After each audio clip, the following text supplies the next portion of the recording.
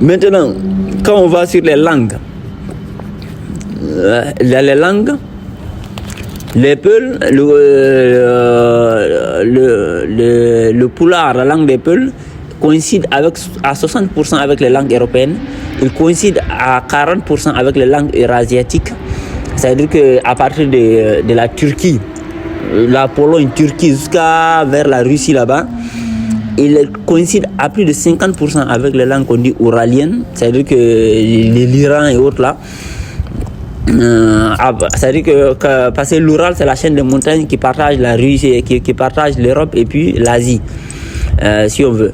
Donc à partir de l'Oural, c'est dans la Russie normalement. De l'autre côté, du côté est, ça qu'on dit les langues ouraliennes, qui va comme ça jusqu'à vers voilà, dans la Russie là-bas quoi. Maintenant, on dit avec les langues africaines là, ils considèrent à peine entre 1 à 6% avec les langues africaines et à 0% avec les langues amérindiennes, c'est-à-dire qu'il y a des Amériques. Maintenant, ce test-là, il a été fait comment? Il a été fait par... c'est-à-dire qu'on prend, par exemple, on sélectionne 100 langues au hasard, sans programmation, avec du hasard. Si on sélectionne une langue par hasard, on met par exemple toutes les langues européennes dans un lot, et puis un bocal, et puis on tire un au hasard, on voit que la langue Peul coïncide à plus de 60% avec les langues européennes, à plus de 40% avec les langues eurasiatiques, à plus de 50% avec les langues ouraliennes, et juste entre 1 à 6% avec les langues africaines, et à 0% avec les langues amérindiennes. Parce que quand on dit langue amérindienne, le créole qui est parlé aux Antilles, c'est pas une langue amérindienne, hein, c'est une langue européenne à la base. Voilà, le créole vient d'Europe. Voilà. Maintenant, les langues qu'on dit indiennes d'Amérique, là, c'est les langues qu'on dit comme le Nawal, je sais pas quoi là. Voilà. Mais ces langues-là, les Antillais, les Caraïbes, ou bien les gars qu'on dit américains, noirs et tout ça là, en fait, ils parlent pas les langues indiennes en vrai de vrai. Voilà. Parce que le créole et tout ça là, c'est pas des langues indiennes. Voilà. Donc, ça aussi, ça montre ce que j'ai dit là. Ça veut dire que quand j'ai dit que les langues de l'Irlande et de l'Europe ancienne, c'était le Peul qui était parlé ici, ça coïncide à plus de 60% avec les langues européennes. Vous voyez, non? Et ça montre aussi que quand j'ai dit que les langues qu'on dit de Tartarie, là, il y avait nos langues là, d'autres trucs là-bas. Voilà. Donc on voit que les langues, quel que soit le protocole de recherche qu'on prend, on voit que la langue pulaar est très très proche du sanskrit, ce qui est la langue de l'Inde ancienne, de l'avestique, qui est aussi une langue de la zone indienne ancienne, l'avestique, c'est la langue védique. Voilà, le vieil irlandais, le grec. Et ça aussi, ça coïncide avec ce que je dis. Le grec, là, tout ça, c'est des variations du Peul à la base. Mais on me dit que les langues bantou et lingala, là, les langues lingala qui Congo, ça vient du grec. Mais les Omotunde, là, qui étaient des Caucasiens noirs. Mais eux, ils n'ont pas remarqué qu'en fait, ces langues-là, en fait, c'est des dérivations du pulaar, en vrai de vrai. Et puis la langue pulaar aussi coïncide avec l'indo-arien. C'est-à-dire que les langues de l'ancien empire perse, voilà.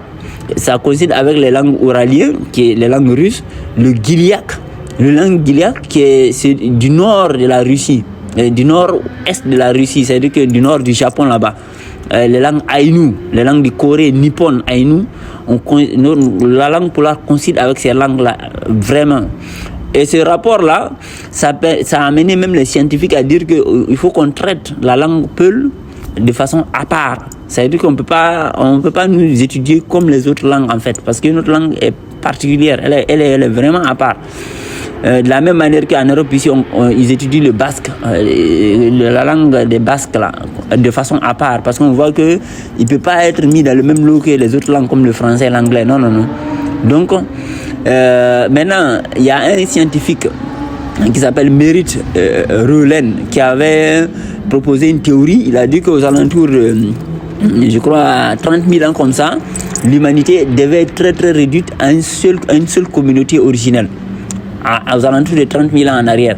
Il a dit que de la même manière que génétiquement tous les peuples du monde, on voit que c'est comme la diversification d'un groupe originel commun.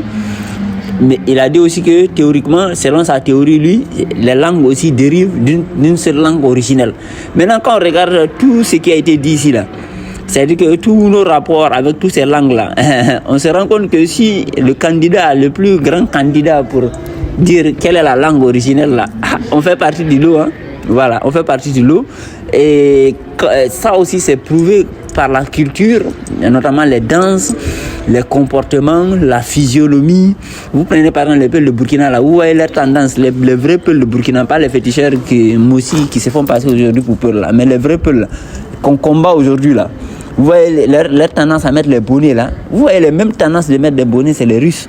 C'est les peuples Ouzbékistan, Kazakhstan et autres là. Et en plus, les danses, pareil. Les rapports aux femmes, pareil. C'est-à-dire que, et puis tous ces peuples là, il y avait des nomades là-bas. Si vous étudiez leur histoire, que ce soit au nord de l'Europe, c'était des peuples à l'origine qui étaient des nomades, pasteurs, éleveurs. Voilà, même le nord de l'Europe, et même en Europe ici, les originaux ici c'était des nomades, c'était des pasteurs, éleveurs. Même par exemple en Hollande, c'est l'élevage, la culture du maïs. En fait, c'est pareil en fait.